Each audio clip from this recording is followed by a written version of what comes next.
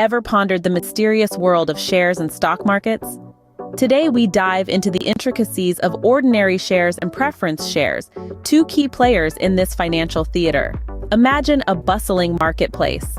The air buzzes with chatter, negotiations, and the clinking of coins. Now, replace the stalls with companies, the shoppers with investors, and the products with shares. That's the stock market for you.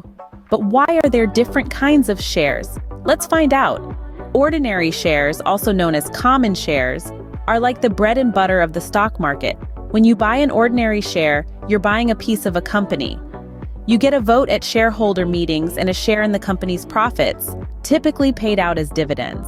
However, with great power comes great responsibility. If the company goes bankrupt, ordinary shareholders are last in line to get any leftover assets. On the other hand, we have preference shares. The name might make you think these shares get all the perks, and in a way, you're right.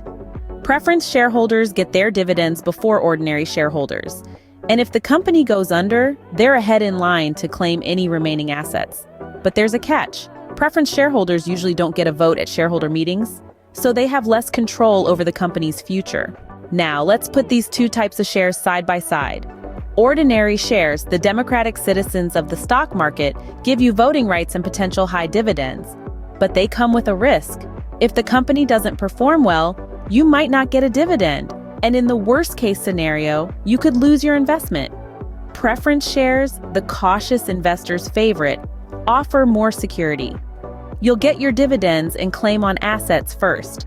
But in exchange for this safety, you give up your voting rights and the chance for exceptionally high dividends. To sum it up, the choice between ordinary shares and preference shares is a bit like choosing between a roller coaster and a merry-go-round. Ordinary shares offer thrilling highs and daunting lows, an exciting but unpredictable ride. Preference shares provide a steady, secure journey.